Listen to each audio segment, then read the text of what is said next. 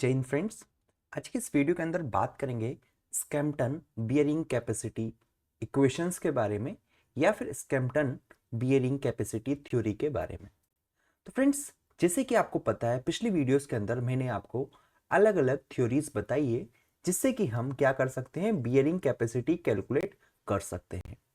तो फ्रेंड्स, आज इस थ्योरी के बारे में बात करेंगे।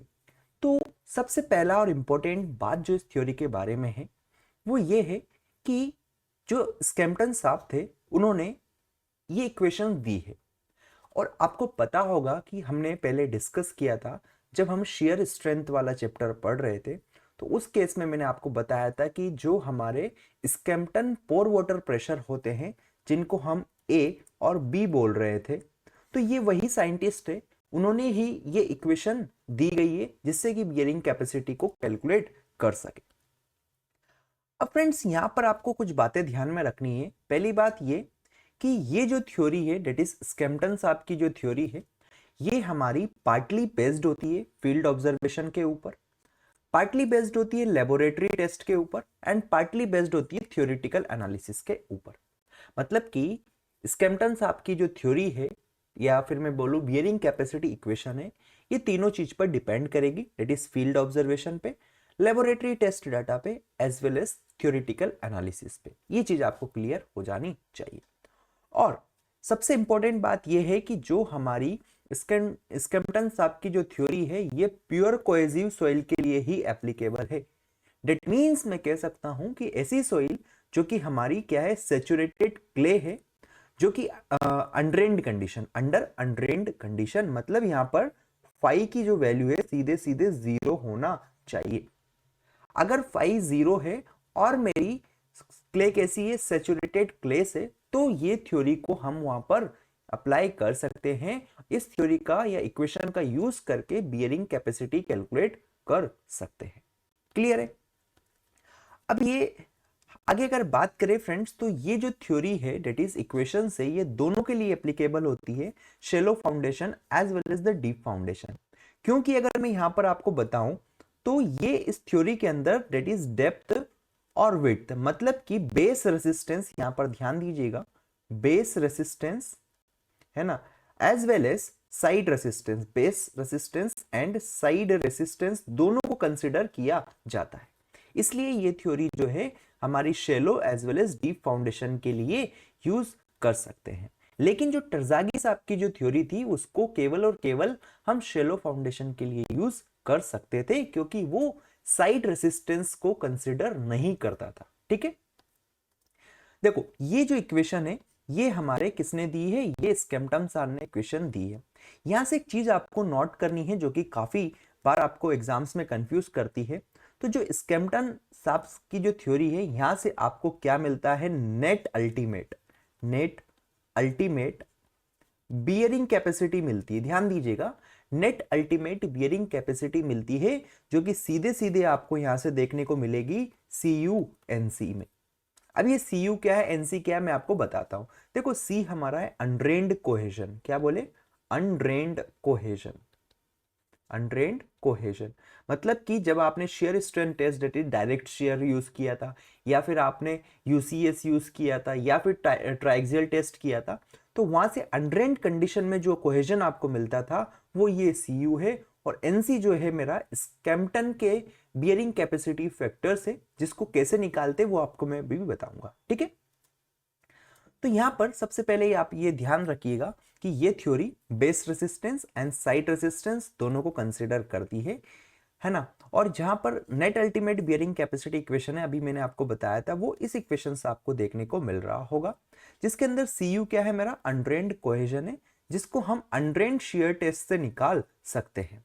ये आपका डायरेक्ट शेयर टेस्ट हो सकता है, DST जिसको हम बोलते हैं, ये आपका UCS टेस्ट हो सकता है, ये फिर आपको ट्राइक्सियल टेस्ट हो सकता है, ट्राइक्सियल के अंदर आपका UU टेस्ट हो सकता है। ठीक है, ये सारी बातें हम लोग कर रखे तो यहां पर नहीं करेंगे। अगर आपको नहीं पता है तो कमेंट कीजिएगा, आपको वीडियो की लिंक मिल जाएगी। ठीक है, अब फ्रेंड्स आपको पता है UCS में जब हमने मोर सर्कल ड्रॉ किया था, तो मोर सर्कल जब हम ड्रॉ कर रहे थे तो वहां से आपको एक चीज दिखाई दे रही थी कि ये जो CU जो वैल्यू है ये हमारा QU/2 होता था। मतलब कि अनड्रेन्ड कोहेजन की वैल्यू जो होती थी हमारी जो यूसीएस वैल्यू है उसका हाफ हो जाती थी। यहाँ पर अगर आप ध्यान से देखेंगे तो ये ऐसा कुछ वहां पर हमने कर्व ड्रॉ किया था या मोर सर्कल ड्रॉ किया था, कहां पर हमने जब शेयर स्ट्रेंथ वाले चैप्टर में डिस्कशन किया। तो यहाँ से सिंपल सा भी आपको क्या ध्यान में रखना है, आपको ध्यान में रखना है कि सी यू की वैल्यू आपका क्यू यू बाई 2 होता है, जहां पर क्यू हमारा क्या है, यूसीएस वैल्यू है। क्लियर है। और एनसी क्या है, स्कैम्पटन बियरिंग कैपेसिटी फैक्टर है, जो कि हमारे DF by B F ratio पे डिपेंड करते हैं। क्लियर है। अब DF by B F ratio में आपको बताता हूं। देखो मानो ये मेरा कोई फाउंडेशन था, है ना, ये फुटिंग मान लेता हूं मैं। ये फुटिंग को मैंने, ये मेरा ग्राउंड लेवल है, इस ग्राउंड लेवल से ये किस डेप्थ पर, ये डीएफ डेप्थ पर मैंने रखा है। यहाँ पर मेरा फुटिंग का या फाउंडेशन का विड्थ है बीएफ। तो ये डीएफ डेट इज, मैं अगर बोलूं यहाँ पर इस डीएफ बाय बीएफ के रेशो के हिसाब से ये हमारा एनसी डिपेंड करता है। मतलब जो एनसी है डेट इज स्कैम्पटन बियरिंग कैपेसिटी फैक्टर, वो अलग अलग डीएफ बाई बी रेशो के लिए अलग होता है, अलग अलग टाइप की फुटिंग्स के लिए भी अलग होता है। जैसे कि देखो एनसी जो वैल्यू है वो अगर आपका DF by B F ratio 0 है तो ये अलग कुछ रहेगा। क्या रहेगा वो आपको बताऊंगा मैं। लेकिन DF by B F ratio कब 0 होगा, अगर इस केस में आपने क्या किया, जो भी फुटिंग है, मान लो फुटिंग को ग्राउंड लेवल पे ही रख दिया।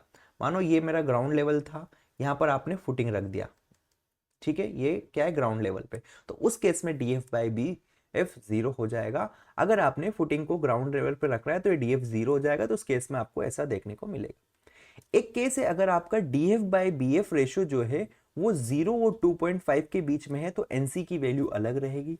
अगर आपका जो DF by B F ratio है ग्रेटर देन 2.5 है तो वहां पर अलग वैल्यूज देखने को मिल रही होगी, किसकी, एनसी की। ठीक है। अब क्या क्या एनसी की वैल्यू आने वाली है वो मैं आपको बताता हूं। तो फ्रेंड्स सबसे पहले अगर आप ध्यान से यहां पर देखेंगे तो स्ट्रिप फुटिंग के लिए जो हमारा एनसी की वैल्यू है वो 5 है।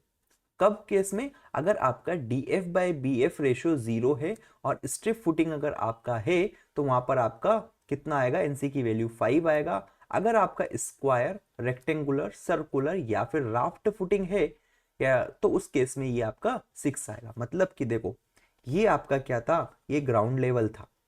इस ग्राउंड लेवल पे आपने या तो स्ट्रिप फुटिंग यहीं पर कोई से भी टाइप के फुटिंग को रख दिया है ना, तो इस केस में आपका क्या है, डीएफ की वैल्यू क्या है, 0 है, तो आपका डीएफ बाई बी एफ कितना हो जाएगा, ये भी 0 हो जाएगा। तो इस केस में अब अलग अलग टाइप की फुटिंग के लिए एनसी की वैल्यू आप देख सकते हैं। अगर आपका स्ट्रिप फुटिंग है तो एनसी आपका 5 आ जाएगा। अगर आपका क्या है, स्क्वायर, रेक्टेंगुलर या फिर सर्कुलर फुटिंग है तो वहां पर एनसी की वैल्यू 6 आ जाएगी। ठीक है, यहां तक की चीज मेरे ख्याल से क्लियर हो गई होगी। ये डायग्राम आप वीडियो पॉज करके बना सकते हैं, मैं इसको इरेज कर रहा हूं। अब अगर आपका डीएफ बाई बी एफ का रेशियो 0 और 2.5 के बीच में है तो स्ट्रिप फुटिंग के लिए आप जो एनसी की वैल्यू है यहां से निकाल सकते हैं सीधे सीधे। अगर आपको डेप्थ ऑफ फुटिंग पता है, मान लेता हूं मैं 1 मीटर होगा, मैं विड्थ ऑफ फुटिंग जो है मेरी डेट इज बी एफ बोल देता हूं, ये 2 मीटर कुछ होगा। तो यहाँ पर डीएफ बाई बी एफ की वैल्यू आप पुट कर दोगे डेट इज 1.5। तो अगर मैं यहाँ पर इसके लिए एक के लिए निकाल के बताता हूं तो ये जगह मेरा 5, 1 प्लस 0.2, डीएफ कितना है मेरा 1 है, बी कितना है, बीएफ मेरा 2 है। तो यहां से आप निकाल पाएंगे कि आपका स्ट्रिप फुटिंग के लिए ये एनसी की वैल्यू कितनी आ जाएगी। ठीक है, ओके। सेम तरीके से अगर आपका स्क्वायर फुटिंग है या फिर सर्कुलर फुटिंग है तो आप एनसी की वैल्यू इससे निकाल सकते हैं। सेम तरीके से अगर आपका रेक्टेंगुलर या फिर राफ्ट फुटिंग है तो आप इसका यूज करके क्या निकाल सकते हैं, आपके एनसी की वैल्यू निकाल सकते हैं। ध्यान दीजिएगा फ्रेंड्स, अगर रेक्टेंगुलर या फिर राफ्ट फुटिंग है तो इसके लिए लेंथ हो जाएगा ये, और ये width of the footing BF हो जाएगा, DF that is depth of the footing आपको पता है। एग्जाम्पल के तौर पे सब इसको 1 ले लेता हूँ, लेंथ को मैं 10 मीटर ले लेता हूँ, विड्थ को मैं 5 मीटर ले लेता हूं। तो यहां से आपको सारी वैल्यूज इसमें अंदर पुट करोगे तो आपको यहां पर एनसी की वैल्यू मिल जाएगी। आप मुझे कमेंट करके बता सकते हैं इन वैल्यूज के लिए। ठीक है, वहीं पर अगर आपका depth of footing to the width of footing का रेशियो जो है 2.5 से ज्यादा आ रहा है तो यहां पर आपको स्ट्रिप फुटिंग के लिए एनसी की वैल्यू 7.5 ले लेनी है, या और स्क्वायर, रेक्टेंगुलर एंड सर्कुलर या फिर राफ्ट फुटिंग के लिए वैल्यू 9 ले लेना है। तो मेरे ख्याल से ये सॉरी मेरे ख्याल से ये चीज आपको क्लियर हो गई होगी कि जो एनसी की वैल्यू है डिपेंड करती है डेप्थ टू विड्थ के रेशियो पे, साथ में टाइप ऑफ फुटिंग, कौन से टाइप की फुटिंग हमारी है।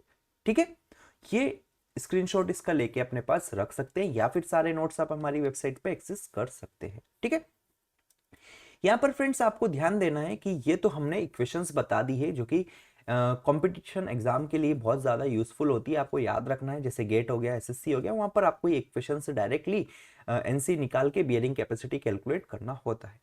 बट एक और तरीका होता है, ग्राफ से भी आप एनसी की वैल्यू निकाल सकते हैं। जैसे कि आपको डेप्थ टू विड्थ या ब्रेड्थ रेशियो पता होता है, आपको फुटिंग के डायमेंशंस भी पता होता है। मानो अगर आपकी स्ट्रिप फुटिंग है तो आप बी एल बाय क्या हो जाएगा, बी बाय एल का वैल्यू 0 हो जाएगा, क्योंकि आपका लेंथ क्या होता है, बहुत ज्यादा होता है स्ट्रिप में, किसके कंपैरिजन में, विड्थ के कंपैरिजन में।